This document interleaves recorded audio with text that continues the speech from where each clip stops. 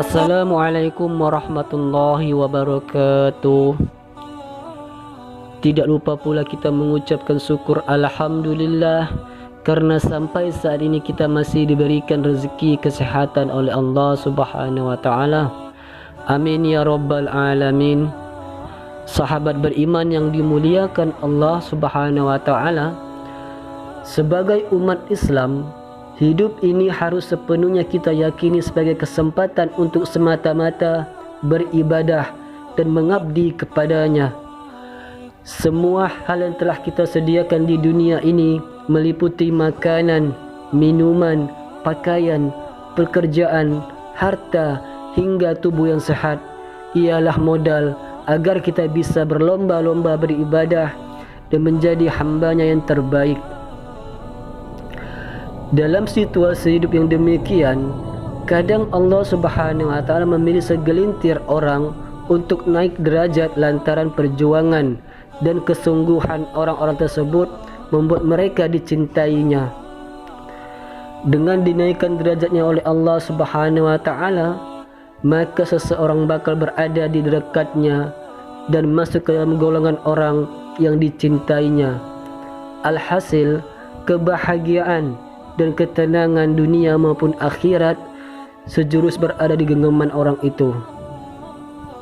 Saudaraku yang dimuliakan Allah Subhanahu wa taala, lantas apa sajakah tanda Allah Subhanahu wa taala sedang menaikkan derajat seseorang? Yang pertama, kamu didorong untuk terus beribadah. Kadangkala ada waktu dalam hidup ini ketika seseorang tidak punya pilihan selain mengisi waktu-waktu yang dia miliki dengan beribadah. Hal semacam inilah bahkan bisa saja terjadi karena terpaksa. Seseorang tak berencana melakukan ibadah tertentu, namun kesempatan dan kondisi tertentu membuatnya selalu harus melakukannya. Kasus paling sederhana dari kejadian semacam ini ialah ketika seseorang bisa dengan mudahnya melakukan kebaikan dan ibadah yang sebelumnya tak direncanakan. Bila hal demikian terjadi kepadamu, maka itu adalah tanda Allah Subhanahu wa taala sedang menaikkan derajatmu, sebab Dia ingin kamu lebih dekat dengannya dengan ibadah-ibadah yang kamu lakukan. Yang kedua, tidak bisa bermaksiat. Kesulitan untuk bermaksiat yang dilatar belakangi oleh berbagai alasan juga merupakan tanda Allah Subhanahu wa taala sedang menaikkan derajat seseorang. Bagaimana tidak, bila seseorang mengaku mencintainya dan dia pun mencintai orang itu, maka kemaksiatan adalah hal kotor yang sangat jauh dari kehidupan orang itu.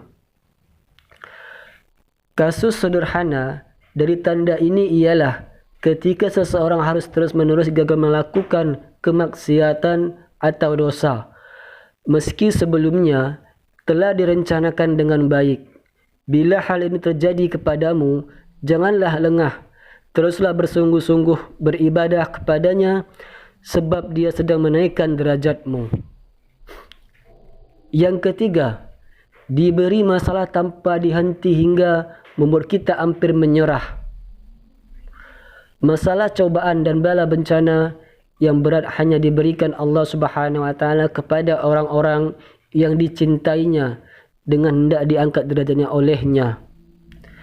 Bila di waktu ini kamu sedang menghadapi masalah dan kesulitan hidup tanpa henti hingga membuatmu hendak ingin menyerah, jangan salah paham dulu.